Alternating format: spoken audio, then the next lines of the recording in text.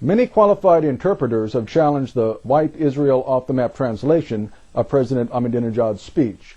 The American scholar most cited as an authority on English translations of Arabic and Persian languages is Professor Juan Cole of the University of Michigan. According to Wikipedia Online Encyclopedia, Cole studied in Beirut as an undergraduate. He completed his master's in Islamic and Middle Eastern Studies at American University in Cairo.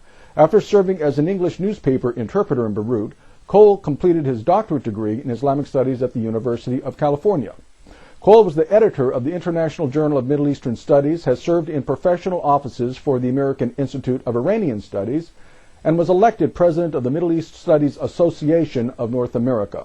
Cole speaks a number of Middle Eastern tongues, including Arabic, Lebanese, Egyptian, Persian Farsi, Urdu, and Turkish. He married Shanin Malik in Pakistan.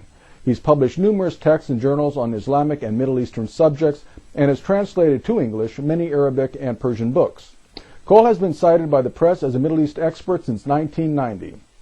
On his award-winning blog site, Informed Comment, Cole provides a word-for-word English translation of President Ahmadinejad's controversial statement, which was delivered in Persian Farsi at the World Without Zionism conference in 2005. Let's take a look.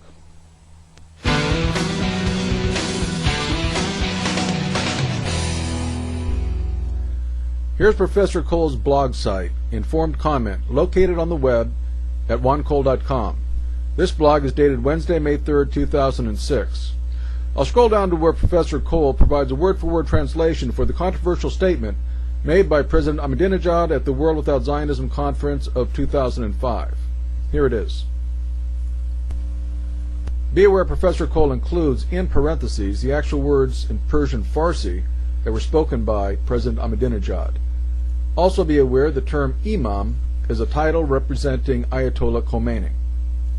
Professor Cole writes, the phrase he then used, as I read it, is, quote, the Imam said that this regime occupying Jerusalem must vanish from the page of time, end quote.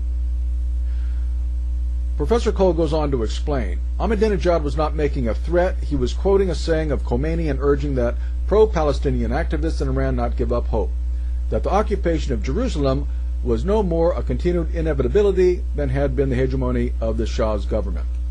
Whatever this quotation from a decades-old speech of Khomeini may have meant, Ahmadinejad did not say that Israel must be wiped off the map, with the implication that phrase has of Nazi-style extermination of a people. He said that the occupation regime over Jerusalem must be erased from the page of time. Again, Ariel Sharon erased the occupation regime over Gaza from the page of time. Be aware, Professor Cole is not speaking as an apologist for the president of Iran and Khomeini. Here he makes it very clear he's not one of their fans. He writes, I should again underline that I personally despise everything Ahmadinejad stands for, not to mention the odious Khomeini, who had personal friends of mine killed so thoroughly that we have never recovered their bodies. The regime occupying Jerusalem must vanish from the page of time. The word Israel was never spoken. The phrase, wipe off the map, was never spoken.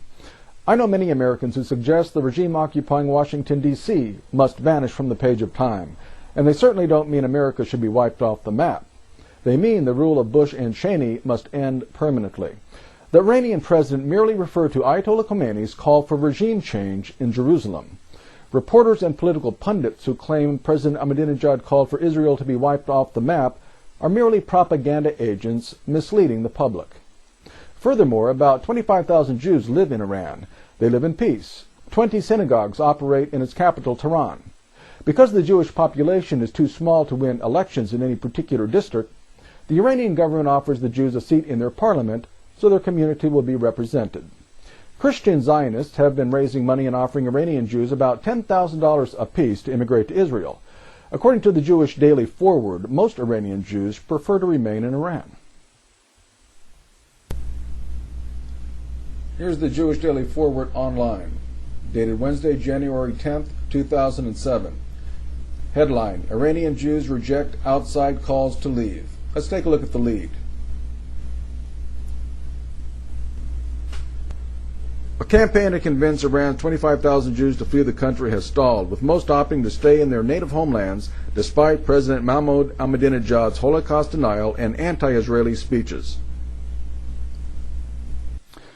If President Ahmadinejad wants to punish Jews, why hasn't he harmed or even expelled the Jews living in Iran? That concludes this News on News broadcast. I'm Ted Wansley from Special Assignment. Farewell.